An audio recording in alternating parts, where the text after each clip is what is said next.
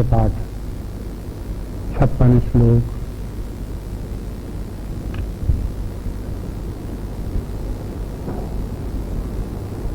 सर्वकर्माण्यपि सदा कुर्वाणो मद्गताश्रयः मत्प्रसादात् तदाप्नोति शाश्वतं पदमव्ययम्। चेतसा सर्वकर्माणि मयि सन्न्यस्य मत्परः बुद्धियोगमुपाश्रित्य मच्चित्ता सततं भव। मच्चित्ता सर्वदुर्गाणि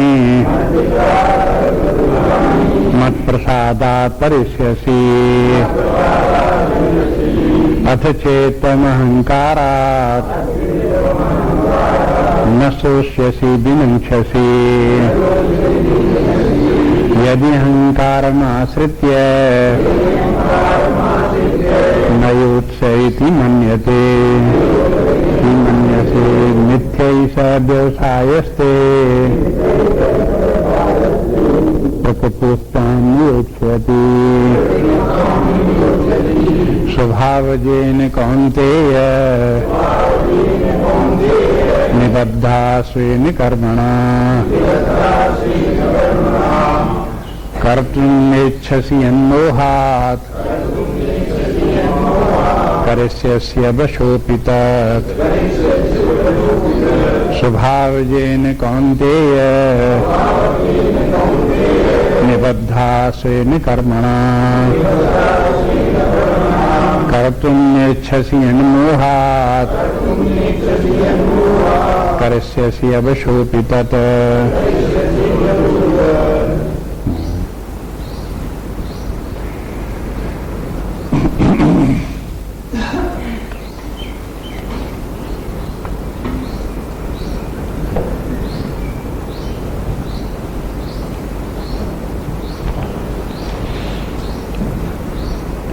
जब समस्त साधना का क्रम निष्काम कर्मयोग और ज्ञान योग भगवान ने बता दिया, तो उसके समापन में भगवान कहते हैं कि देखो, सही तरीका साधना का ये है कि अपने अपने कर्तव्य कर्म करते रहो, नित्य कर्म करते रहो और परमात्मा को प्राप्त करने के लिए प्रयास करते रहो। ये बहुत बात आ चुकी है कि व्यक्ति का अपना कर्तव्य कर्म क्या है, इसका निर्धारण कैसे होता है। ये वेदों का जो पूर्व भाग है, पूर्व मीमांसा कहलाता है, उसमें इसी का विस्तार सहित वर्णन है और संक्षेप में उसका आधार अपने कर्तव्य कर्म का व्यक्ति का आश्रम और वर्ण है। जो व्यक्ति जिस वर्ण का है उसका वही कर्तव्य कर्म है। वर्ण भी अपने जन्म से न देखे, अपने स्वभाव से देखे। स्वभाव तमोगुणी है, रजोगुणी है, सत्वगुणी है। जैसा स्वभाव हो उसके अनुसार उसका कर्म बनता है। जो कर्म बनता है फिर उसका क्या कर्म बनता है, नियत कर्म। वो फिर इनमें शास्त्रों में बता दिया गया, आचार्यों ने बता दिया गया कि ये कार्य करने चाहिए। फिर व्यक्ति के आश्रम के अनुसार व्यक्ति के कर्तव्य नियत कर्म बनते हैं। जिस आश्रम में हो, ब्रह्मचर्य आश्रम, गृहस्थ आश्रम, वानप्रस्थ संन्यास, वहां भी उस व्यक्ति का जो कर्तव्य कर्म बनता है उसे वो करना चाहिए। ये बता करके भगवान ने कहा कि देखो, अपना कर्तव्य कर्म जो है वो हो, चाहे द्विगुण हो तो भी उसको करो, गुण रहित हो, नीचा काम दिखाई देता हो तो भी वही अपना कर्तव्य कर्म है, उसी को करना चाहिए। मोह के कारण किसी दूसरे व्यक्ति के कर्तव्य कर्म को अपना नहीं मान लेना चाहिए। ये दिखाई दे कि दूसरा काम बड़ा अच्छा है, इसलिए उसको अच्छा समझ करके अपने आप करने लगे। तो भगवान बोले कि देखो ये गलत तरीका है, इससे आध्यात्मिक विकास नहीं होगा। भौतिक जीवन में भी सफलता नहीं मिलेगी, शांति नहीं मिलेगी, आध्यात्मिक विकास तो होगा ही नहीं। इसलिए अपने अपने कर्तव्य कर्म को करते रहना चाहिए। कभी कभी जैसे व्यक्ति, गृहस्थ व्यक्ति किसी सन्यासी को देखे तो सन्यासी तो अपने पास कुछ नहीं रखता, गृहस्थ है, कहीं कोई उसको आसक्ति नहीं, न परिवार में, न धन संपत्ति में, न शरीर में, कहीं कुछ आसक्ति नहीं, कहीं यश कीर्ति में भी, आदर सत्कार में भी कहीं उसकी आसक्ति नहीं।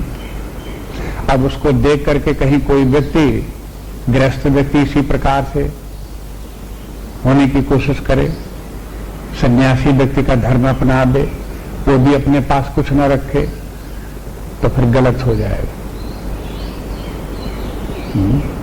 गृहस्थ का धर्म है संग्रह करना, परिश्रम करे, संग्रह भी करे। ये बात दूसरी है कि वो जो कुछ भी संग्रह करे उसमें अनासक्त रहे, लिप्त न हो, उसके अधीन न हो, जीवन को उसी के अपने जीवन का लक्ष्य न माने। इसलिए अलग अलग कर्तव्य कर्म लोगों के हैं, उनको अपने अपने ढंग से व्यक्ति को करना चाहिए।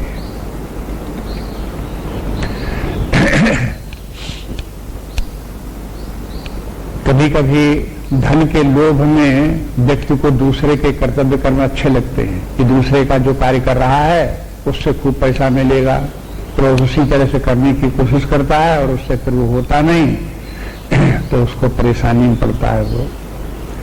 इसलिए ये भगवान कहते हैं मोह के कारण व्यक्ति जो है वो, मोह के मारे लोभ लालच में पड़ करके व्यक्ति अपने कर्तव्य की तरफ ध्यान न दे करके दूसरे का कर्तव्य स्वीकार कर लेते हैं। ये जीवन जीने का गलत तरीका है। अब करना क्या चाहिए? तो भगवान ने ये बताया कि भाई अपने अपने कर्तव्य कर्म को करते रहो, लेकिन मत पराहा, जीवन का लक्ष्य रखो कि परमात्मा की ही प्राप्ति करनी है बस। इसलिए अपने समस्त कर्मों को से परमात्मा में समर्पित भाव से करते रहो। ये भगवान ने रहस्य बताया। अब बात यहां आई कि आखिरकार जब ये सब साधना करते करते अंत में क्या करना पड़ेगा? वही संन्यास फिर आ जाएगा। अंत में फिर वही सब विरक्त हो गए, सब कुछ छोड़ दिया और एक परमात्मा के ध्यान चिंतन में लग गए, उसी की खोज करने लगे, उसे प्राप्त करने लगे। तो मन में लोभ लगता है कि वही काम पहले क्यों न करो। तो भगवान ने मना कर दिया कि देखो ऐसा ठीक नहीं है, आप एकदम से संन्यास धारण करने की कोशिश मत करो। उसके अधिकारी जब बनोगे तो अपने आप धीरे धीरे संन्यास आ ही जाएगा। जब स्वभावता संन्यास आ जाएगा तो वो कल्याणकारी है। अगर मोह के कारण तुमने संन्यास स्वीकार कर लिया तो फिर वो हानिकारक है। इसलिए उसके पहले, संन्यास के पहले अपने कर्तव्य कर्म को सुचारू रूप से करते रहो। और भगवान ने ये भी कह दिया अर्जुन को कि देखो तुम्हारा धर्म इस समय क्या है कि धर्म की रक्षा के लिए युद्ध करो, यही तुम्हारा धर्म है। ये युद्ध जो तुम कर रहे हो ये मत समझो कि तुम अपने लिए कर रहे हो, तुम अपने स्वार्थ के लिए कर रहे हो, या राज्य के लिए कर रहे हो, या कीर्ति के लिए कर रहे हो, या स्वर्ग के लिए कर रहे हो। ये सब भूल जाओ। बस ये समझ लो कि ये तुम्हारा कर्तव्य कर्म है। क्षत्रिय होने के नाते तुम्हें प्रजा की रक्षा करनी है, उसे सन्मार्ग पर लगाना है, अत्याचारों से बचाना है। इसलिए तुम्हें युद्ध करना पड़ेगा बस। और वो युद्ध तुम करो। अब ये युद्ध करने में जो हिंसा आदि होगी, जो घोर कर्म इसमें जो है जिसका होगा, उसकी तुम परवाह मत करो। वो कर्म तुम्हारा नीच होते हुए भी दिखाई दे तुम्हें कि हीन कर्म है, तो भी तुम इसको करते रहो। लेकिन बस यही, इस कर्म को तुम मेरे लिए समर्पित करके करो, परमात्मा के समर्पण भाव से कर्म करो, उसी परमात्मा की सेवा के लिए करो। आखिरकार परमात्मा को भी तो अवतार लेकर के धर्म की रक्षा ही करनी पड़ती है। हाँ? इसलिए धर्म की रक्षा के लिए कार्य करो, इसलिए कि भगवान को यही कार्य करना पड़ता है, तो उनके कार्य में हम सहयोग कर रहे हैं, उनकी सेवा कर रहे हैं। बस ऐसा भाव रख करके वो अपना कर्तव्य कर्म करो। जिस प्रकार से तुम भगवान की सेवा कर सकते हो वही तुम्हारा कर्तव्य कर्म है। यही प्रसंग यहां बार बार चल रहा है। यथा प्रवृत्तिर्भूतानाम येन शरणिदं ततं स्वकर्मणा तमभ्यर्च सिद्धिं विन्दति मानवा। स्वकर्मणा तमभ्यर्च, अपने कर्म से उस परमात्मा की पूजा करो। अगर परमात्मा को भूल गए और वो अपना काम करने लगे और उसके कर्म के फल की तरफ तुम्हारा ध्यान हो गया और भोग इच्छा तुम्हारी हो गई, तो फिर वही कर्म तुम्हारा जो है लौकिक कर्म हो गया और उससे तुम्हारी परमार्थ सिद्ध नहीं होगी। लेकिन अपने कर्म को पूजा बनाओ, जो कुछ कार्य करते हो पूजा के भाव से करो। ये सब भगवान की पूजा है, उसकी सेवा के लिए हम कर रहे हैं। और कोई चिंता मत करो, कोई डरो नहीं कि क्या होगा क्या नहीं होगा। अरे ये परमात्मा की सेवा के लिए कार्य करेंगे तो परमात्मा सब ठीक ही करेगा, जो तुम्हारे लिए उचित होगा वही सब करेगा। इसलिए स्वकर्मणा तमभ्यर्च सिद्धिं विन्दति मानवा, उसी से सिद्धि मिल जाती है। सिद्धि माने लौकिक सफलता भी प्राप्त हो जाती है, चित्त शुद्धि भी हो जाता है और फिर परमात्मा प्राप्त का अधिकारी भी बन जाता है, आगे उसका रास्ता खुल जाता है। इसलिए यही करो, यही प्रसंग चल रहा है। कल देख रहे थे भगवान ने अंत में कह दिया अर्जुन से कि देखो मोह के कारण तुमने अगर हमारी बात न मानी तो क्या होगा। हाँ, कहते तुम तुम्हारा जो है वो हो उससे विनाश हो जाएगा। बासी कहते विनंक्षसी न श्रोष्यसी विनंक्षसी, अगर तुम हमारी बात को सुनोगे नहीं तो तुम इसके माने क्यों नहीं सुनोगे, तुम अपना अहंकार लिए होगे तो नहीं सुनोगे हमारी बात। इसलिए तुम अपना अहंकार जो छोड़ और जैसा हम बता रहे हैं वैसा करो, नहीं तो तुम्हारा कल्याण नहीं है। बस इसी बात को आगे बढ़ाते हुए फिर भगवान ने कल कहा कि अगर तुम मान लो कि हमारी बात को नहीं मानते तो उसका परिणाम क्या होगा, विस्तार से समझ लो उसकी बात को। कोई ऐसा नहीं कि हमने तुमसे जो कह दिया इसको मान ही लो, समझ ध्यान दो। तो कहते यदि तुम अहंकार के पूर्वक और अपने जो है ये निश्चय करते हो कि मैं युद्ध नहीं करूंगा, तो इसका परिणाम क्या होगा, ये होगा कि मिथ्या से व्यवसायस्ते, ये तुम्हारा निश्चय झूठा। हाँ, कि हम युद्ध नहीं करेंगे, युद्ध तो तुम्हें करना ही पड़ेगा। अब ऐसा न मत समझो कि हम तुमको जबरदस्ती युद्ध करा लेंगे। तुम अपने स्वभाव के कारण प्रकृति स्वाम नियुक्षसी, तुम्हारी प्रकृति तुमसे जबरदस्ती युद्ध का कार्य करा ही लेगी। अब देखो प्रकृति आ गई सामने, यहाँ उसको ध्यान में रखो। प्रकृति और स्वभाव एक ही बात है। स्वभाव जैन कहीं बोल देते हैं, कहीं प्रकृति बोल देते हैं। जो व्यक्ति की ये जो है वासनाएं हैं, यही प्रकृति है व्यक्ति की, यही उसका स्वभाव है। जैसा व्यक्ति का स्वभाव है वैसा ही वो कार्य करता है और करना पड़ता है, स्वभाव से जबरदस्ती करा लेता है। अब ये से इस श्लोक में पहुंचे, जब 60वें श्लोक में पहुंचे तब वही स्वभाव आ गए जो प्रकृति बोले थे। स्वभाव जेन कौन्तेय, ये अपने ही स्वभाव से ही ये कौन्तेय निबद्धा स्वयं कर्मणा, हर व्यक्ति अपने कर्म में बंधा है। अब ये भी समझ लो बंधन किसे कहते हैं, मुक्ति किसे कहते हैं। जैसे यहां बोल दिया निबद्धा स्वयं कर्मणा, प्रत्येक जीव अपने ही कर्मों से बंधा हुआ है। कर्मों से का बंधन क्या है, जीव के साथ में कर्म क्या बंधन है उसका, बंधन यही है कि उसका स्वभाव कर्म के अनुसार जो उसका स्वभाव बना, वो स्वभाव ही व्यक्ति से जबरदस्ती वैसा ही करा लेता है और व्यक्ति को वही करना पड़ता है, ये उसका बंधन है। तो ये कहते हैं स्वभाव जेन कौन्तेय निबद्धा स्वयं कर्मणा। और फिर अगर अपने स्वभाव के विरुद्ध कोई व्यक्ति निश्चय करे, कर तुम न इच्छसी, अगर कोई कहे हम तो नहीं करेंगे, ऐसा बना रहे हमारा स्वभाव, बना रहे प्रकृति, अब तो हमको समझ में आ गया है कि ऐसा नहीं करना चाहिए, इसलिए हम नहीं करेंगे। तो उसका क्या होगा, करिष्यसि अवशोपि तत्, तब तुमको विवश होकर के वैसा ही करना पड़ेगा। बंधन के माने क्या है, बंधन के माने यही कि जब व्यवस्था हो। अब जैसे किसी व्यक्ति को जेल खाने में बंद कर दो, हाँ, और जेल में वहां पर कोई व्यक्ति सवेरे न उठना चाहे, हाँ, तो क्या होगा, वहां उसके सिर के ऊपर जेलर वगैरह खड़े होंगे, जबरदस्ती उठा देंगे। वो काम न करना चाहे, वो जेलर लोग जबरदस्ती उसको जेल में उस काम में लगा देंगे, करो काम।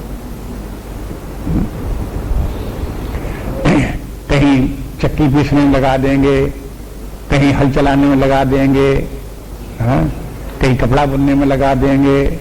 हाँ, जेल में भी प्रोडक्शन काम होता है, वहां पर इस प्रकार के काम करने में उसको लगा देंगे। अब उसका मन नहीं, करना नहीं चाहता, लेकिन जबरदस्ती उसे करना पड़ता है। इसी का नाम जेल खाना और क्या है। अगर जेल में भी जाकर के व्यक्ति मने आवे काम करे, मने आवे काम न करे तो जेल का बात का, तो वहां भी स्वतंत्र है। जैसे जेलर है, हाँ, वो भी तो जेल में ही रहता है, लेकिन उसके ऊपर ऐसा तो है नहीं है कि तुम्हें ये करना ही पड़ेगा, तुम्हें नहीं करना पड़ेगा। वो जब मर जाता जेल के भीतर चला जाता, मर जाता तो बाहर चला आता, अपने घर चला जाता है, बच्चों में चला आता है। माने वो जेल में रहते हुए भी जेल में स्वतंत्र है, लेकिन अब जितने कैदी हैं वो सब जेल में बंद हैं और वो बाहर जाना चाहे तो नहीं जा सकते। जो काम करना हो वही करना पड़ेगा उनको। ये जेल की पराधीनता इस प्रकार की। जैसे जेल की पराधीनता है, ऐसे ये प्रकृति की पराधीनता है। जीव प्रकृति के जेल में फंस गया और प्रकृति जिस प्रकार से चाहती है उस प्रकार से उससे करा लेती है, उसे करना पड़ता है। यही उसका बंधन है। जेल से अगर कोई छूट गया, जेल से बाहर निकल आया, तो फिर वो स्वतंत्र है। फिर चाहे अपने सोए, चाहे जागे, चाहे घूमे, चाहे ठहरे, चाहे बैठे, चाहे खड़ा, लेकिन जब तक जेल में है तब तक बंधन में। ऐसे जब तक व्यक्ति प्रकृति के एरिना के भीतर है, तब तक, और वो तब तक उसे प्रकृति का के अनुसार, उसी की प्रेरणा से, उसी के धक्के मार करके उसे कर्म करना ही पड़ता है। वही कर्म जब प्रकृति से बाहर हो जाए, इसलिए भगवान क्या आदेश देते हैं कि तुम जब तक इस घेरे में घिरे रहोगे तब तक तुम प्रकृति के बंधन में रहोगे, कर्म के बंधन में रहोगे। लेकिन जहां तुम इसके बाहर निकल गए, आत्मभाव में आ गए, परमात्मा भाव आ गए, भगवान कहते जहां हम खड़े हैं यहां प्रकृति का कोई बंधन नहीं, तो हमारी शरण में आ जाओ। इसके माने तुम इस प्रकृति के घेरे से निकल करके हमारे पास आ जाओ। बस आप फिर तुम देखोगे तो तुमको कोई न कर्म का बंधन है, न कहीं कोई प्रकृति का बंधन है, सब छूटोगे। प्रकृति के भीतर रहते हुए प्रकृति के बंधन से नहीं छूटोगे, प्रकृति से बाहर निकलने पर ही तो प्रकृति से छूटोगे। तो दो स्थितियां हैं, एक प्रकृति के अंदर सारा संसार रह रहा है, सब पशु पक्षी कीट पतंग जितने भी हैं, सब प्राणी जितने जीवधारी हैं, सब प्रकृति के अंदर ही रहते हैं। मनुष्यों की भी बात है कि वो भी उन्हीं की श्रेणी में है, वो भी सब अपने अपने प्रकृति के घेरे में घिरे हुए हैं। लेकिन इससे बाहर निकलने का रास्ता है। अन्य प्राणियों को इसका पता नहीं, मनुष्य को मालूम है। शास्त्रों ने बता दिया, आचार्यों ने बता दिया कि तुम चाहो तो इस प्रकृति के घेरे से बाहर निकल सकते हो, अपने स्वभाव के घेरे से बाहर निकल सकते हो। कैसे निकलो? पहले लक्ष्य बनाओ कि हमें इससे बाहर निकलना ही है। परमात्मा का स्मरण करो, हाँ, उससे प्रार्थना करो कि हे भगवान हमको इससे बाहर निकाल लो। इसलिए कभी कभी दृष्टांत ये दिया जाता है कि जैसे कहीं कोई व्यक्ति पानी यानी भरते हुए धक्का लग जाए उसको, तो कुएं के भीतर गिर पड़े। अब कुएं के भीतर गिरे लेकिन मरे नहीं, है? और वहां कुएं के भीतर से बाहर निकलने की कोशिश करे तो कैसे बाहर निकलेगा? वो अपने वहां से निकलने की कोशिश करे तो ऊपर निकल ही नहीं सकता। तो दीवार, सीधी दीवार, उसको कहां पकड़ के ऊपर चढ़ जाएगा? कैसे ऊपर आ जाएगा? आ ही नहीं सकता। एक ही उपाय है कि कुएं के भीतर बैठे बैठे चिल्लाओ, हैं? जो कुएं के बाहर हो वो कोई सुन ले, सुन ले कि भाई अब हमें बाहर निकालो, बाहर निकालो, हम कुएं के भीतर गिर गए, हमें बाहर निकालो। तो बाहर खड़ा हुआ किसी व्यक्ति के मन में सुन ले वो, और उसको दया भाव आ जाए, तो फिर वो उसमें रस्सी डाले, उसको कहे से पकड़ लो, अब हम इस रस्सी को खींचते, रस्सी को तुम छोड़ना नहीं, पकड़े रहना, पकड़े रहना, हम तुमको बाहर निकाल लेते हैं। इस तरह से करके जो बाहर खड़ा होगा वही निकालेगा वहां से, बस। और ये काम संसार में प्राणियों का जो भवकूप में पड़े हुए हैं उनको बाहर निकालने का काम परमात्मा का काम है, वही निकालता है बाहर। उस परमात्मा की शरण में जाओ और परमात्मा जब कृपा करेगा तो बाहर निकाल लेगा, बस। उसी का अधीनता स्वीकार करो। परमात्मा बाहर निकालने का दो उपाय परमात्मा के हैं। जैसे रस्सी से बाहर निकालते हैं तो कुएं में से, वैसे ही परमात्मा भी किसी को भवकूप में पड़े हुए को निकालने के लिए दो उपाय करता है। एक तो उसके हृदय में प्रेरणा देता है, परमात्मा जब अपनी प्रेरणा देगा तो फिर वो भवकूप से निकलेगा। और दूसरी बात ये कि वो परमात्मा गुरु का वेश धारण करके भी आता है, हाँ? और फिर उसको जो है वो रास्ता दिखाता है, बताता है कि देखो इस प्रकार से भवकूप से इस प्रकार से निकला जाता है। ये दोनों उपाय हैं, और दोनों उपाय एक साथ भी होते हैं, अलग अलग भी होते हैं। लेकिन कोई व्यक्ति चाहे कि अपने आप ही भवकूप से निकल आवे तो नहीं निकल सकता, अपने आप से फटफटा सकता है। तरह तरह की साधनाएं आप करते रहो, लेकिन भगवान का नाम न लो, हाँ, उसका ध्यान न करो, तो आप भवकूप से नहीं निकल सकते। आप अपनी प्रकृति के भीतर रहते हुए प्रकृति के बंधन से छूटने का कोई उपाय कर लो तो नहीं छूट सकते। अब विचार करके देख लेना, ये तो तमाम नए नए विचार आते रहते हैं आपके सामने, आप इनको चैलेंज की तरह स्वीकार करो, विचार करो, कहो कि देखो ये जो कहा गया कहां तक ठीक है। हाँ? क्या ऐसा नहीं हो सकता कि हम भगवान का सहारा न लें, हम खुद ही इससे दूर हो जाएं, पार हो जाएं, निकल जाएं? देख लो विचार करके, तो ऐसे कहते नहीं निकल सकते, इससे उसका सहारा लेना पड़ेगा। इसलिए शास्त्रों में भगवान का स्मरण ध्यान चिंतन के लिए बहुत कहा गया, और दूसरी तरफ जो वो गुरु के लिए भी बहुत कहा गया। वहां जब देखो चौथे अध्याय में जैसे भगवान ने कहा, तद विद्धि प्रणिपाते ने परिप्रश्ने ने सेवया उपदेक्षन्ति ते ज्ञानम ज्ञानिनः तत्वदर्शिनः। गुरु के पास जाओ, ज्ञानी तत्वदर्शी के पास जाओ, वो तुमको ये ज्ञान बताएं। अब गुरु थोड़े कोई है, उस गुरु के हृदय में भी बैठा हुआ परमात्मा ही है। उस एक व्यक्ति विशेष की वाणी को या शरीर को, उसको एक आश्रय बना करके वो परमात्मा दूसरे का उद्धार करता है। लौकिक रूप में आप समझो कि कोई व्यक्ति उद्धार कर रहा है या कोई व्यक्ति विशेष गुरु है, तो ये गुरु के विषय में नासमझी की बात है। वो गुरु कुछ नहीं, गुरु का ज्ञान भी उसे ठीक नहीं है। जब व्यक्ति में परमात्मा भाव दिखाई दे कि ये परमात्मा इस शरीर में विद्यमान होकर के वो मार्गदर्शन दे रहा है और हमको भवकूप से बाहर निकालने की कोशिश कर रहा है, तब आपको गुरु का ज्ञान हुआ। वंदे कृष्णम जगत गुरु, जगत गुरु तो एक ही परमात्मा ही है। बस वही परमात्मा जो है सबके हृदय में वास करके जहां जिसको मार्गदर्शन कराना होता है करा देता है। कहीं किसी कोई व्यक्ति जो है वो साधना कर रहा है, पालन चाहता है, हाँ? तो वो परमात्मा ही किसी व्यक्ति को, ऐसे व्यक्ति को जो उसकी सहायता कर सकता है वहां तक पहुंचा देता है, मिला देता है। और उसके जो साधना करने वाला शिष्य है उसके मन में गुरु के प्रति श्रद्धा पैदा कर देता है। जब श्रद्धा उधर से उसने पैदा कर दी, इधर से गुरु ने उसको प्रेरणा दी, तो भगवान ने ही उसके हृदय में बैठ करके प्रेरणा दी। तो साधक के हृदय में वही परमात्मा श्रद्धा बना बैठा हुआ है, और गुरु के शरीर में बैठा हुआ वही परमात्मा उपदेशक बना बैठा हुआ है, शिक्षक बना बैठा हुआ है। परमात्मा का तृतीय काम दूसरे के द्वारा नहीं हो सकता। ये बात जो है वो समस्त शास्त्रों में, वैसे ही गीता में भी है। इसलिए जो है वो भगवान कहते हैं कि देखो तुम्हें अपने आप अपना जो कर्म है वो तो करना ही पड़ेगा, बस कर्म को करने का तरीका क्या है वो हम आगे बता देते हैं। अभी बताया, आगे फिर सुन लो तुम, वो भगवान बताते हैं।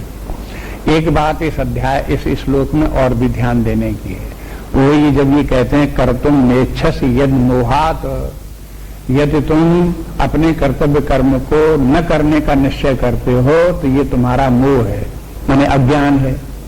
भ्रांति के कारण, अज्ञान के कारण तुमने ऐसा बोला कि अब हम कुछ नहीं करेंगे, अब हम युद्ध नहीं करेंगे। तो अर्जुन के सामने तो युद्ध न करने का जो विचार था उसके लिए भगवान बोल रहे हैं, लेकिन जो अर्जुन की बात है वो अन्य लोगों के लिए भी है। अगर कोई ब्राह्मण होकर के परमात्मा को प्राप्त करने के लिए प्रयास नहीं करता है, लेकिन है सत्वगुणी स्वभाव, विरक्त भाव भी है, लेकिन परमात्मा को प्राप्त न करने करके क्षत्रियों का कार्य, वैश्यों का कार्य, इनके कार्य में अगर वो लगता है तो वो प्रकृति विरुद्ध कार्य करता है, और मोह के कारण करता है। ब्राह्मण को चाहिए विरक्त होकर के रहे, अनासक्त होकर के रहे, परमात्मा को प्राप्त करने की कोशिश करे। वो उसका नहीं करता है तो मोह घेर लिया उसको। ये अन्यत्र भी लगा लो इसी प्रकार। ऐसे अगर वैश्य है, वैश्य का जो धर्म है, अगर वो अपने कर्तव्य कर्म को नहीं करता, जैसे नौकरी चाकरी ढूंढ लेता है, सेवा कार्य करने लगता है, या क्षत्रिय का कार्य करने लगता है, तो दूसरे प्रकार का अगर कार्य करने लगता तो वो भी उसका मोह है। अलग अलग स्थानों में जो जिसका कर्तव्य कर्म वो नहीं करता है तो वहां उसका वो हो, भगवान कहते हैं मोह के कारण ऐसा होता है। अनिच्छा से, इच्छा नहीं करता है तो अनिच्छा कभी कभी व्यक्ति को अपने कर्तव्य कर्म से अनिच्छा होती है, और स्वभाव जिस प्रकार का व्यक्ति है, जैसा स्वभाव कर्म कराता है उससे अनिच्छा होती है, तो कहते हैं ऐसा अनिच्छा के होने पर भी व्यक्ति को कर्म करना पड़ता है। तो यहां पर आचार्यों ने अनिच्छा शब्द को लेकर के प्रारब्ध की बात बताई। बोले कि देखो प्रारब्ध जो है वो 3 प्रकार का होता है। एक इच्छा प्रारब्ध होता है, एक अनिच्छा प्रारब्ध होता है, और एक परेच्छा प्रारब्ध होता है। प्रारब्ध तो वो प्रेरक है ही है, जैसी वासनाएं वो प्रेरणा दे रही मन बुद्धि को, तो जैसी प्रेरणा दे रही वही हमको पसंद भी है अपने मन में, तो इच्छा प्रारब्ध हो गया। हमारे मन में कोई पसंदगी क्यों पैदा हुई? प्रारब्ध ने पसंदगी पैदा कराई, वही हमको अच्छा लगा। अगर जो हमें मन में अच्छा लग रहा है वही हमारा प्रारब्ध है तो वही इच्छा प्रारब्ध हो गया। कभी कभी ऐसा होता है कि प्रारब्ध तो एक बात हमसे कराना चाहता है, लेकिन हम वैसा नहीं करना चाहते, तो अब ये कैसा हो गया? ये अनिच्छा प्रारब्ध। अनिच्छा प्रारब्ध का क्या काम है कि देखो, इच्छा प्रारब्ध तो खुशी खुशी काम करा लेता है आपसे, और अनिच्छा प्रारब्ध आपसे जबरदस्ती काम करा लेता है, धक्का मार के काम करा लेता है। अब विचार करो, देखो अपने भीतर ही 2 इसी प्रकार की शक्तियां काम करती कि नहीं करती? कभी इच्छा प्रारब्ध से काम करना पड़ता है, कभी अनिच्छा प्रारब्ध से करना पड़ता है। तीसरी बात एक और है, वो बात ये है कि कभी कभी व्यक्ति को अपने प्रारब्ध से न इच्छा है न अनिच्छा है, तो भी उसे कुछ काम करना पड़ता है। अब क्यों करना पड़ता है? परीक्षा प्रारब्ध। ये बात, परीक्षा प्रारब्ध की बात उस समय आचार्यों के सामने आई कि जैसे कोई व्यक्ति जीवन मुक्त हो गया, आत्मज्ञानी ब्रह्म भाव में स्थित हो गया, अब उसका कोई कर्तव्य कर्म नहीं है, लेकिन कोई कर्तव्य कर्म न होते हुए भी कभी कभी उसके सामने कर्तव्य कर्म आ जाता है, कुछ करना पड़ता है। और मान लो कहीं कोई व्यक्ति आ गया और उसने कहा कि भगवान हमें मार्ग बताइए, हम संसार सागर में पड़े हुए हैं, इससे उद्धार हमारा कैसे हो? अब वो जीवन मुक्त कह सकता है मेरा कोई कर्तव्य नहीं, मैं किसी को शिक्षा दीक्षा नहीं देखता, भाग जाओ भाग जाओ, ऐसे भी कह सकता है। और ऐसा भी हो सकता है कि उसका प्रारब्ध प्रबल हुआ तो इस गुरु से कहलवा लेगा कि अच्छा ठीक है, तुम चाहते हो तो कुछ हम तुमको साधन बताते हैं। अब वो इस प्रकार का कार्य कर रहा है, गुरु तो किस बल में कर रहा है? परीक्षा प्रारब्ध से कर रहा है। और जीवन मुक्त लोगों का जो शेष जीवन चलता है वो भी परीक्षा से चलता है। दूसरे लोगों को उसकी रिक्वायरमेंट है, इसलिए वो उनका प्रारब्ध उसको चलाता रहता है। अपना प्रारब्ध तो खत्म, एग्जॉस्ट हो गया, जीवन भी समाप्त हो गया, लेकिन दूसरे के प्रारब्ध ने उसको रोक रखा और कहा कि अभी हमारा काम पड़ा हुआ है, थोड़ा हमारा सकार और हो जाए, उसके बाद फिर तुम्हारा शरीर समाप्त। तो ये जो है ये परीक्षा प्रारब्ध है। तीनों प्रकार के ये प्रारब्ध जीवन में देखने में आते हैं। जो संसार जाल में पड़े हुए हैं उनको तो इच्छा प्रारब्ध, परीक्षा प्रारब्ध, यही दो प्रारब्ध हैं। लेकिन और लोग जो है वो हो, कुछ लोग इस प्रकार के जिनकी इच्छा निच्छा कोई प्रारब्ध नहीं, वो परीक्षा प्रारब्ध से उनका जीवन चलता है। तो यहाँ ये भगवान जो बता रहे हैं ये है अनिच्छा प्रारब्ध की बात है। हाँ, अगर जैसे ये अनिच्छा प्रारब्ध की बात कहां से आ गई, ये तीसरे अध्याय में अर्जुन ने भगवान से पूछा कि भगवान ये बताइए कि यदि कोई व्यक्ति जो है वो हो करना नहीं चाहता कुछ कार्य, लेकिन फिर भी उसको वो करता है, करना पड़ता है, तो क्यों करना पड़ता है? वहां पे अर्जुन का प्रश्न अनिच्छा प्रारब्ध का ही था। तो भगवान ने वहां बता दिया कि कामेश क्रोधेश रजोगुण समद्भवा, बस यही जो है ये महासना महापात्मा विद्येनि वैरिणम, यही इस प्रकार के हैं जब आपको इच्छा न हो तो भी ये तुमसे जबरदस्ती करके ये काम करा लेंगे। तो वहां पर ये अनिच्छा प्रारब्ध की बात वहां पर भी थी, वही अनिच्छा प्रारब्ध की बात यहां पर भी आ गई। अर्जुन का भी संकेत उस समय यही था कि आप निष्काम कर्मयोग की बात जरूर कहते हो और कर्म करने के लिए भी कहते हो, निष्काम भाव से करने के लिए कहते हो, लेकिन यदि कोई व्यक्ति उस काम को नहीं करना चाहता है तो क्यों करना पड़ता है?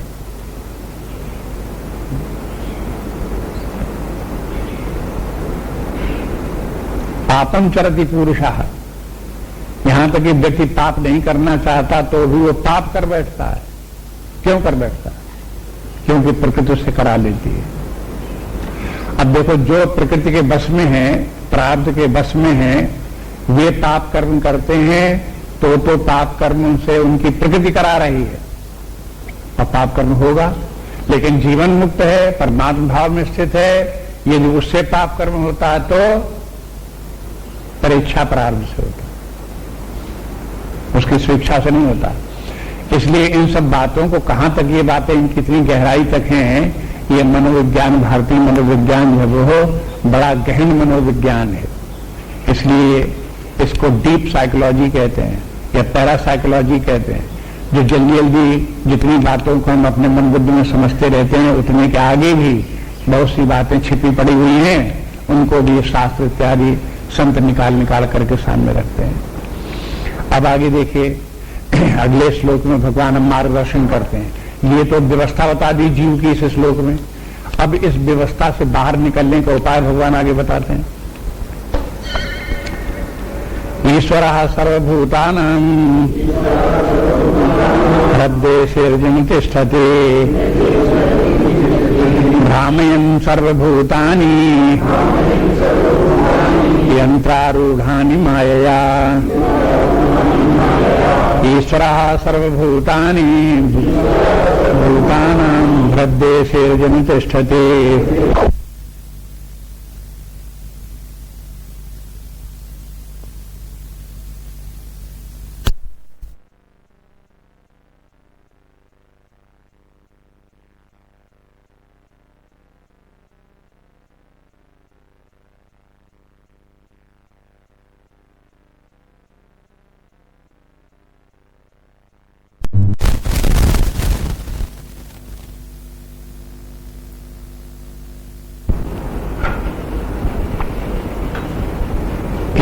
ये आता है कि यह प्रारब्ध जो है वो जड़ है या चेतन? तो ये कहना पड़ता है कि प्रारब्ध जड़ है। क्यों जड़ है? क्योंकि यह कर्म का ही एक समुचित रूप है। पहले जो कर्म किए उसी से प्रारब्ध बन गया, वही स्वभाव बन गया, वही प्रकृति बन गया। प्रकृति जड़ है, स्वभाव जड़ है, वासनाएं जड़ हैं, कर्म जड़ है, और इसी जड़ कर्म के बस में जीव है। जड़, और ये जड़ कर्म व्यक्ति से जबरदस्ती करा लेता है, ये भी बड़ी अजीब बात है। तो अब उसका उत्तर यहां पर इस श्लोक में है। कहते हैं जड़ प्रकृति का भी संचालक परमात्मा है, ईश्वर है। वो ईश्वर जो है उसको प्रकृति का संचालक है, तब ये प्रकृति व्यक्ति जीव को अपने बस में करके उससे जबरदस्ती कार्य कराती है। तो अब यहां इस श्लोक में देखो, इस बात को समझाने के लिए एक उदाहरण सामने रख लो। भ्रामेन सर्वभूतानि, भ्रामेन माने जैसे कि एक झूला बना लिया, हाँ, और उसके ऊपर घोड़े या कुर्सी लगा दी और बैठा दिया उसके ऊपर बच्चों को, और एक आदमी ने उसको झूले घुमाया, तो भ्रामेन घूम रहा है, चाहे चारों तरफ घूमे चाहे ऊपर नीचे घूमे। ये झूला जो घूमते हैं ये तो लकड़ी का झूला, लोहे का झूला क्या अपने आप घूमता है? हाँ, अब कोई व्यक्ति दूसरा ताकत लगावे तब घूमेगा, चाहे व्यक्ति अपने शरीर की ताकत से घुमावे और चाहे बिजली की ताकत से घुमावे। कोई तो होनी चाहिए चेतन सत्ता, तो कोई होनी चाहिए जो घुमाने वाला, तब घूमेगा, नहीं तो वो अपने आप नहीं घूमेगा। इसी प्रकार से प्रकृति के बस में होकर के जीव को शुभाशुभ कर्म करते हुए जन्म मरण के चक्र में घूमते हुए ये झूला झूलना पड़ता है उसे। लेकिन झूले को चलाता कौन है? तब कहा कि इसके पीछे जो है, प्रकृति के पीछे बैठा हुआ ईश्वर है। ईश्वर की चेतन सत्ता से प्रभावित होकर के प्रकृति कार्य करती है और प्रकृति अपने बस में रख करके जीवों को उसी प्रकार से झुलाती है। ईश्वरा सर्वभूतानां हृदय से अर्जुन तिष्ठति, ईश्वर सब प्राणियों के हृदय में बैठा हुआ है। हृदय में केंद्र भाग में बैठा हुआ है। जैसे झूला चलाने वाला व्यक्ति जो है वो केंद्र भाग में खड़ा रहे, जैसे हमारे चारों तरफ से झूला घूमने वाला है, तो जहां पर बीच में जो पोल है उसी के पास वो खड़ा होगा, वहां से घुमा रहा होगा सबको। तो जैसे वो केंद्र भाग में खड़ा होकर के सब झूले को घुमाता है, ऐसे ही परमात्मा हर प्राणी के केंद्र भाग में हृदय में स्थित होकर के वहां चेतन रूप में विद्यमान है। तो उसी की चेतना से प्रकृति फिर कार्य करती है, चलती है, कार्य होता है, और हर वो प्रकृति उसको फिर जबरदस्ती कार्य करा लेती है। कर्म भी होते हैं, कर्म का बंधन भी होता है, ये सब चलता रहता है।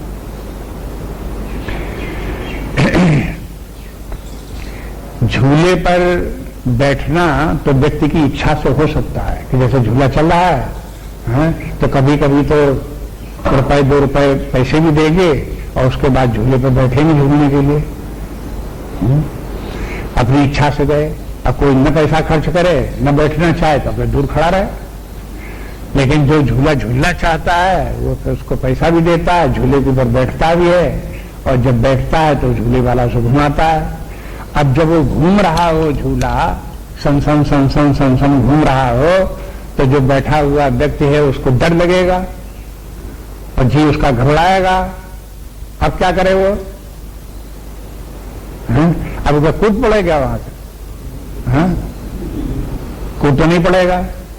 अब उसे डर लगेगा तो चिल्लाएगा, क्या चिल्लाएगा? क्या बंद करो झूला, बंद करो झूला, घुमाना बंद करो। तो झूले वाला कहेगा भाई डर रहे हैं बच्चे, इनको बंद कर दो झूला। जहां झूला बंद कर दिया तब वो जो है उसमें से उतर सकते। अगर घुमाता रहेगा तो बंद नहीं, उतर नहीं सकते। इसी तरह से झूले के ऊपर चढ़े हुए सब अपनी अपनी प्रकृति के चक्कर में पड़े हुए सब घूम रहे हैं। अब चिल्लाते हो तो चिल्लाते रहो, लेकिन अपने प्रकृति के हिसाब से वही करना पड़ेगा। गुस्सा होना, चिल्लाना, रोना, हाय हाय करना, ये सब क्या है? सब उसी झूले के ऊपर चढ़े हुए अपनी अपनी प्रकृति के बस में सब चिल्ला रहे हैं, बोल रहे हैं इसी प्रकार। अब अगर आपको ये लगता है कि आप इससे झूले से उतर जाओ, प्रकृति से छुटकारा पाओ, तो फिर क्या करना पड़ेगा? ये अगले श्लोक में बताएंगे क्या करना पड़ेगा। यहां ये बता दिया कि भाई वर्तमान स्थिति क्या है जीव की। भ्रामेन सर्वभूतानि यंत्रारूढ़ानि मायया, ये कहते हैं जो यंत्र काहे का है? ये माया का है। अब ऐसा समझ लो कि जो परब्रह्म परमात्मा है वो तो है ईश्वर। ईश्वर क्यों है? क्योंकि वो माया का स्वामी है, माया का संचालक होने के कारण। तो जो शक्ति, ईश्वर की जो शक्ति है उसका नाम है माया। लेकिन माया के फिर छोटे छोटे पार्ट बन जाते हैं।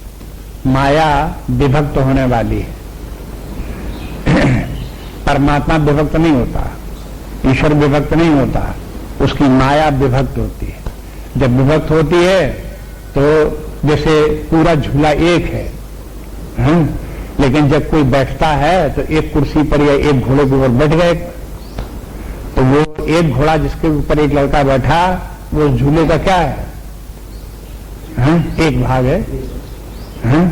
लेकिन उस झूले के चलाने वाला जो व्यक्ति जो है, वो तो अगर झूले लगे हुए 25 घोड़े, तो वो 25 तो नहीं हो गया, वो तो एक है, और उसका पूरा झूला भी एक है, लेकिन उस झूले का एक एक हिस्सा एक एक घोड़ा है। इसी प्रकार से ईश्वर है, ईश्वर का झूला रूपी माया है, और माया का एक एक हिस्सा जो है वो सबको शरीर प्राण मन बुद्धि जो मिले हुए हैं, ये सब उसकी प्रकृति है, वो वैयक्तिक प्रकृति है, वो एक एक घोड़ा है जिसके ऊपर एक एक जीव सवार है। समझने के लिए इस प्रकार से समझ लो। वही एक ईश्वर सारी माया को घुमाता है, तो सब माया को घुमाता है, तो सब माया के पाठ रूप में जितने जीव हैं, वो सब जीव भी उसी के साथ साथ उस घोड़े पे बैठे हुए घूमते हैं। उसी प्रकार अपनी अपनी प्रकृति के बस में होकर के अपने अपने कार्य करते हैं, शुभाशुभ कर्म करते हैं, सुखी दुखी भी होते हैं, जन्म मृत्यु के चक्कर में भी जाते हैं। ये सब उनकी लीला इस प्रकार चलती रहती है। अब वो ईश्वर कितनी दूर है? अब ईश्वर को देखो एक पता भी बताते हैं, कहते ईश्वर जो है, ईश्वरा सर्वभूतानां हृदय से अर्जुन तिष्ठति, सबके हृदय में परमात्मा वास है। परमात्मा सर्वव्यापी है, सब जगह है। ईश्वर सब जगह होने के कारण से सारी माया जितनी ये सब में व्याप्त है, और जितनी व्यक्तिगत सारे शरीर हैं, प्राण मन बुद्धि हैं, सब में वो ईश्वर की सत्ता सब में विद्यमान है।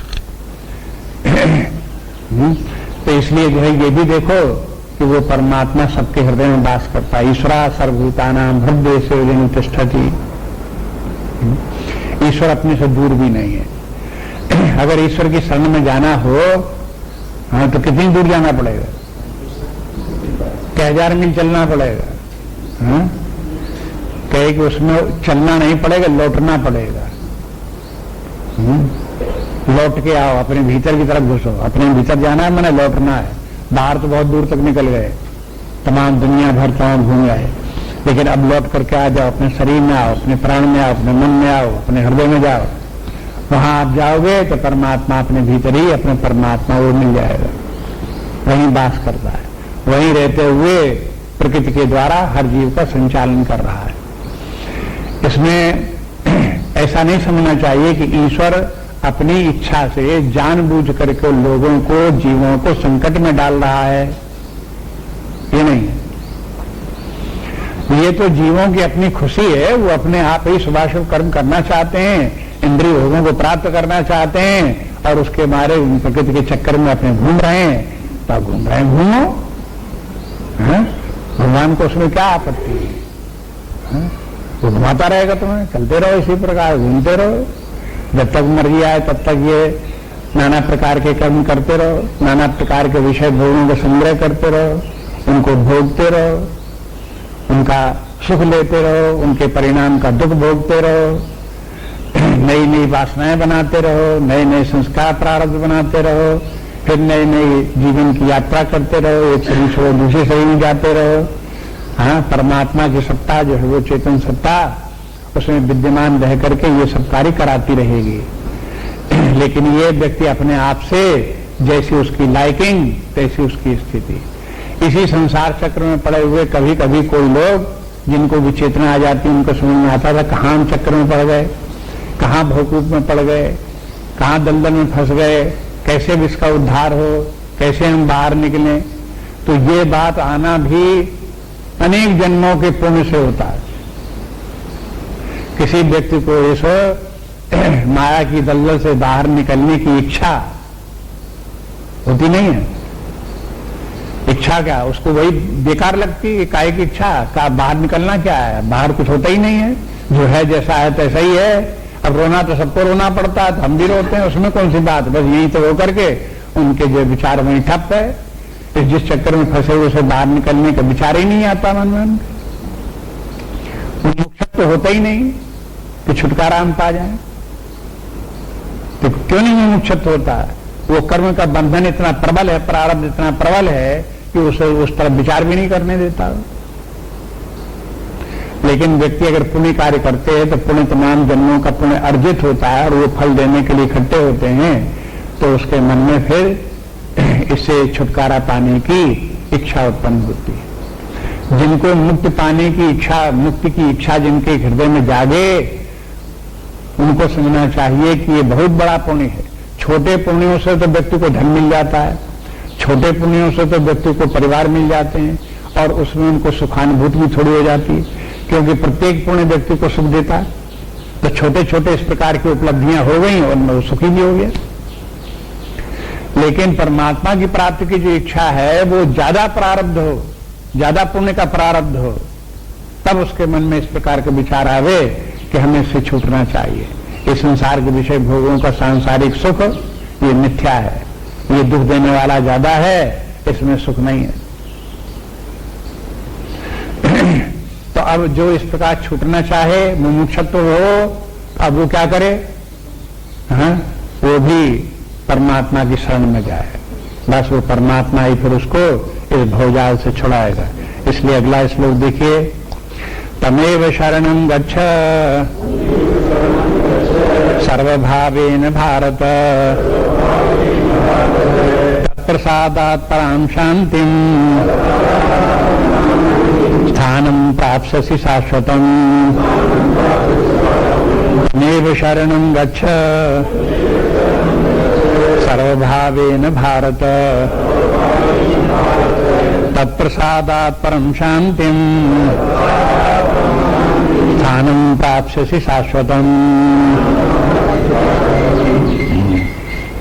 तमेव शरणं गच्छ, तम एव शरणं गच्छ, उसी की शरण में जाओ।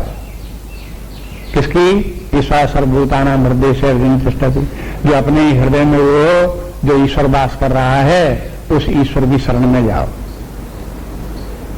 अब देखो, शरण में जाने के लिए हमारे सामने दो विकल्प हैं, एक तो प्रकृति की शरण में जाओ और एक परमात्मा की शरण में जाओ। प्रकृति की शरण में जाओगे तो प्रकृति अपने चक्कर में फांसेगी, घुमाएगी। परमात्मा की शरण में जाओगे तो परमात्मा माया छुड़ा कर, प्रकृति से छुड़ा करके अलग कर देगा। अब दोनों में से चॉइस तुम्हारे सामने, अपने आप ही जो मर्जी है सो करो। आपको प्रकृति अच्छी लगे तो प्रकृति की शरण में रहो, अगर वो अच्छा न लगे आपको, उसमें दोष दिखाई देता हो तो परमात्मा की शरण में चले जाओ। तो तमेव शरणं गच्छ सर्वभावेन भारत, सर्वभाव में सब प्रकार से, सभी भावों से उस परमात्मा की शरण में चले जाओ। उसे क्या? तत्प्रसादात् परम शांतिम, उस परमात्मा के प्रसाद से, उसके प्रसन्न होने पर, उसकी कृपा से शाश्वतम पराम शांतिम, उसको परम शांति प्राप्त होगी। और स्थानम प्राप्स्यसि शाश्वतम, और शाश्वत स्थान प्राप्त हो जाए। शाश्वत स्थिर स्थान, जहां रह करके एक स्थिरता प्राप्त हो जाए, फिर उसको चक्कर में काटने पड़ेंगे। जब तक झूले पे बैठा रहेगा तब तक उसे चक्कर काटने पड़ेंगे। झूले वाला, अगर झूले को घुमाने वाला वो कृपा करे, झूला रोक दे और उतार ले झूले से, नीचे खड़ा कर दे, तब क्या हुआ? अब उसे शाश्वत स्थान प्राप्त हो गया। अब उसे झूले की अब घूमना नहीं पड़ता, आपने खड़ा हुआ एक जगह। बस इसलिए झूले से उतरना चाहो तो झूले वाले की शरण में जाओ। तमेव शरणं गच्छ सर्वभावेन भारत, सर्वभाव के माने यह है कि सच्चाई से, अपने हृदय से पूरी सच्चाई के साथ उसकी शरण में जाओ। जो कुछ कर्म करो वो भी उसी के लिए करो, याद करो तो भी उसी के लिए करो, नाम लो तो उसी के लिए करो, जो भी साधना करो वो उसी के लिए करो। तो इसलिए जो है उस परमात्मा को लक्ष्य बना करके अपने समस्त जीवन के जितने भी विधान है सब उसी तरफ मोड़ दो, परमात्मा की तरफ, तो हो जाए सर्वभावेन। इस प्रकार से परमात्मा की शरण में जाओ। तमेव शरणं गच्छ, उसकी शरण में जाओ। शरण में जाने के माने, अब जैसे आप व्यवहार काल में जो कहीं कोई व्यक्ति किसी की शरण, मनुष्य की शरण में जाए, तो मनुष्य की शरण में तो चल करके जाना पड़ेगा, व्यक्ति के पास तक जाना पड़ेगा, उससे कहना पड़ेगा कि हम तुम्हारी शरण में आ गए हैं। हाँ, तो ये तो स्थूल तरीका है शरण में जाने का। जैसे जब कहानी कोई शरणागत की कहानी बताई जाती है, कोई कथा सुनाई जाती है, तो सुना दिया कि देखो लंका से विभीषण चला और फिर समुद्र के पार आया, और फिर भगवान जहां थे, भगवान राम थे, वहां पर आया, और भगवान राम की शरण में गया और कहा कि भगवान हम आपकी शरण में आ गए। तो शरण में आने का ये तरीका है। लेकिन वो परमात्मा अपने हृदय में बैठा हुआ, तो आप कहां चल करके जाओगे? कैसे उसकी शरण में जाओगे? तो वो कहानी का तरीका थोड़े काम करेगा कि आप यहां से चलो बद्रीनाथ तक जाओ, फिर वहां भगवान की शरण में जाओ। अरे अब यहां तो आप शरण में जाने के माने, चलो के माने ये है कि आप जैसे अपने शरीर की शरण में थे, परिवार के शरण में थे, धन की शरण में थे, तो अब अपने निश्चय को बदलो। अब ये सब लोग न हम धन की शरण में हैं, न परिवार की शरण में हैं, न अपने शरीर की शरण में हैं, न अपने वासनाओं की शरीर में हैं, न अपने बुद्धि की शरण में हैं। अब हम परमात्मा की शरण में हैं। वो परमात्मा जिस प्रकार से हमको मार्ग दिखाएगा वैसे ही जिएंगे, जिस प्रकार से चलाएगा उसी प्रकार चलेंगे, जिस प्रकार से कराएगा उसी प्रकार से करेंगे। बस ये भाव जो है रख करके परमात्मा की शरण में जाए।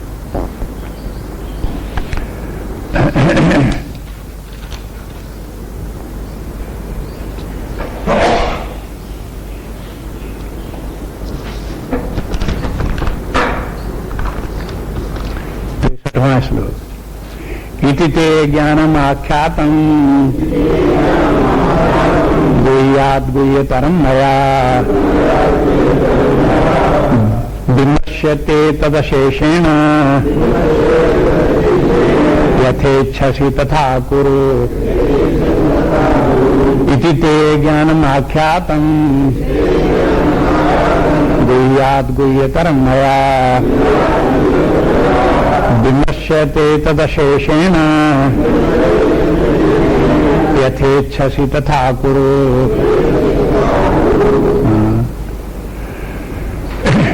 इति कहकर के यहाँ संबोधन ये बता दिया कि जो कुछ कहना था यहाँ पर उसका समापन हो गया, बात पूरी हो गई। ते ज्ञानम आख्यातम, तुमको हमने सारा ज्ञान बता दिया।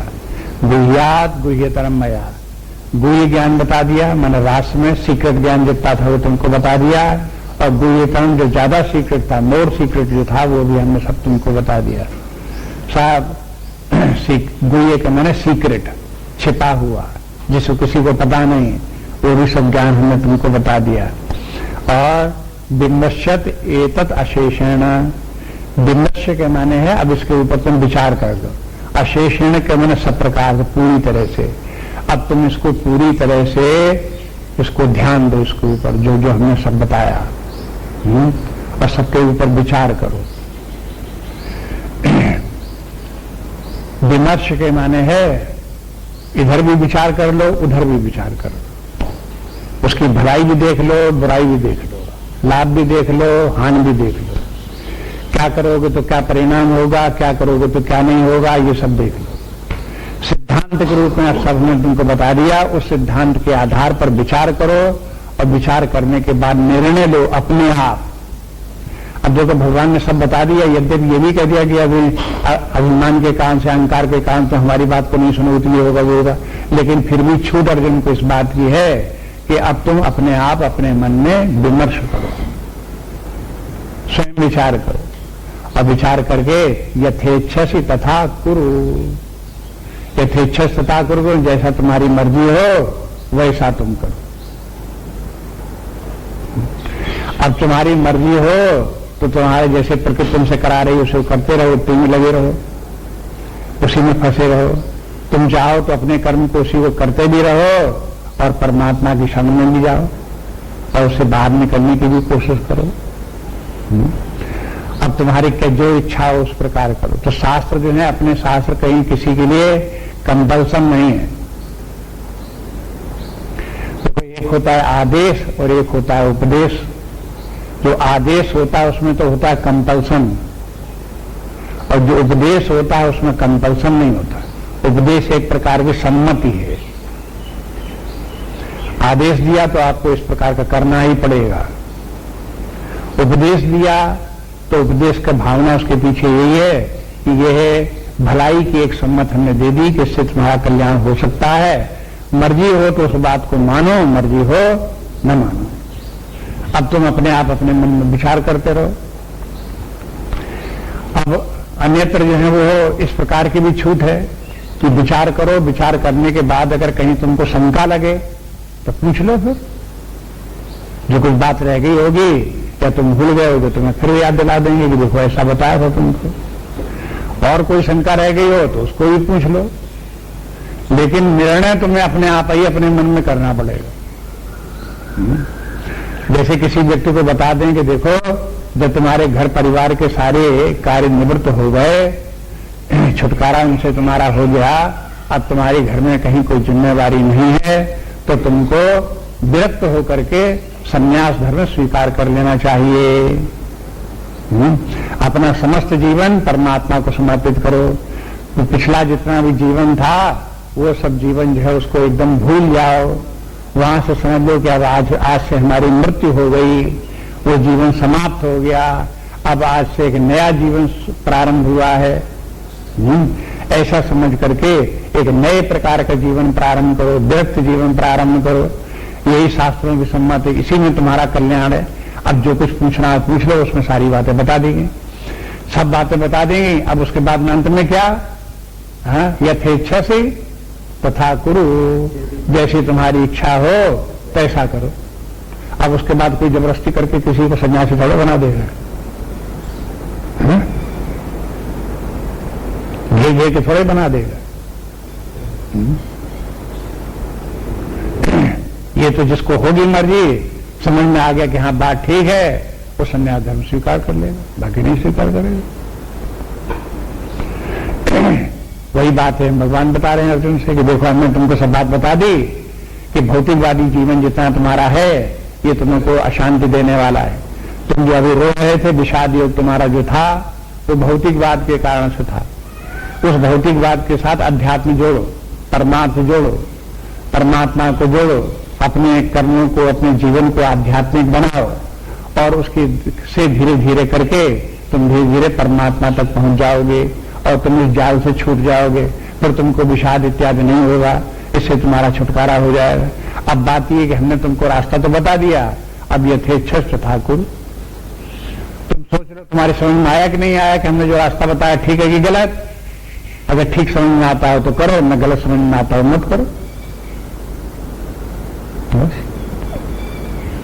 ये भी अपने हिंदू धर्म की विशेषता है। हाँ? हिंदू धर्म की विशेषता है तो ये अपने स्थान पर सत्य बात, यथार्थ ऐसा ही होना भी चाहिए। लेकिन कहीं कहीं लोग उसके जो है वो आलोचना करते हैं, कहते देखो ये हिंदू धर्म की कमजोरी है। क्या कमजोरी है? ये नहीं कहते कि ये तुम्हारे लिए आदेश है, ये तो तुम्हें करना ही पड़ेगा, नहीं करोगे तो तुम्हें नरक में जाना पड़ेगा। ऐसा नहीं है, तुम्हें दंड मिलेगा, ऐसा कहीं नहीं है। यथेच्छा तथा कुरु, बता सब दिया जैसा चाहो।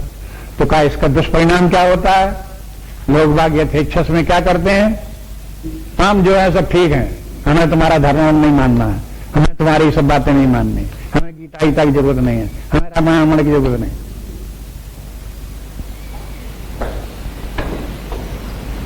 जब ये देखते हैं तो कहते हैं देखो ये बड़ी बुराई है, इसके मैंने कोई मानेगा नहीं, फिर दोष दिखाई देने लगता है। अब दोष दिखाई दे चाहे दोष दिखाई दे, सत्य बात है वो सत्य बात है। मनुष्य स्वभाव के अनुसार, जीवन की व्यवस्था के अनुसार व्यक्ति को यह सारा मार्गदर्शन जैसा सही सही है बता देना चाहिए। फिर ये उसकी मर्जी की बात है, वो उसको स्वीकार करे न स्वीकार करे। अगर कहीं किसी व्यक्ति के सामने आप दूध ले जाओ पीने के लिए और जब तक वो पिए तब तक आपको पता लगा कि जहां दूध गर्म हो रहा हो तो उसमें छिपकली गिर गई थी, आप दौड़ के उसको बताओ कि भाई दूध देखो मत पीना, इसमें तो छिपकली गिर गई थी। अब उस व्यक्ति की मर्जी, चाहे उसको पी ले और चाहे ना पिए। छोटा बता दिया कि भाई इस प्रकार का है। अब उसको समझ में आए छिपकली गिर जाती है तो उसमें जहर होता है, नहीं पीना चाहिए तो मत पियो। आपको ये लगता है कि जब उस छिपकली गिर गई तो उसमें तो जहर क्या, उसमें तो नशा आ जाएगा और बढ़िया मजा आएगा, तो पी लो, उसमें तो पी लो। इसलिए ये है कि ये तो